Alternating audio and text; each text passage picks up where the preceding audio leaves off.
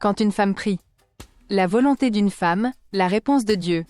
C'est l'histoire de Sarah, une traversée semée d'épreuves, illuminée par la foi et guidée par l'intervention divine. Son récit est un témoignage de lutte spirituelle, de persévérance inébranlable et du pouvoir transformateur de la foi. La nuit l'enveloppait d'un silence oppressant. Dans l'obscurité de sa chambre, Sarah est paralysée par la terreur.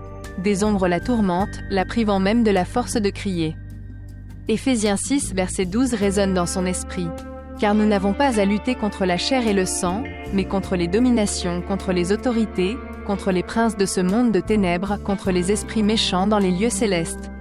Les difficultés familiales s'accumulent. Son mari perd son emploi, ses enfants se rebellent. L'isolement social la ronge, incomprise par ses amis et même par sa communauté religieuse. On la considère comme mentalement instable ou excessivement religieuse. Psaume 42 verset 6 murmure en elle. Mon âme est abattue au-dedans de moi, aussi c'est à toi que je pense, depuis le pays du Jourdain, depuis l'Hermon, depuis la montagne de Mitsir. Son mari sombre dans des comportements destructeurs, l'alcool et la colère devenant ses compagnons. La ruine financière les frappe de plein fouet, les privant de leur maison et de leurs biens. Les oppressions nocturnes s'intensifient. Des bruits étranges, des cauchemars terrifiants, une sensation d'étouffement. Malgré les épreuves, sa dévotion reste inébranlable, sa foi est son bouclier, sa prière son arme. Chaque nuit elle prie, récite les Écritures avec ferveur. Elle intercède pour sa famille, même pour ceux qui l'avaient rejetée. Psaume 34 verset 18 la rappelle ceci. L'Éternel est près de ceux qui ont le cœur brisé, et il sauve ceux qui ont l'esprit dans l'abattement.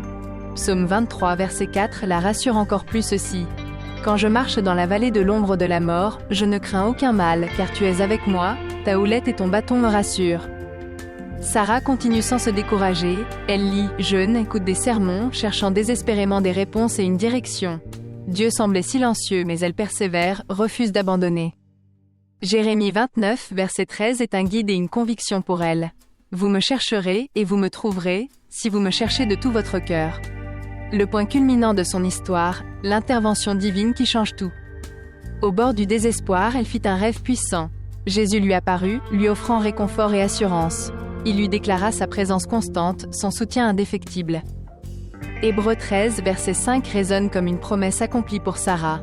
Je ne te délaisserai point, et je ne t'abandonnerai point.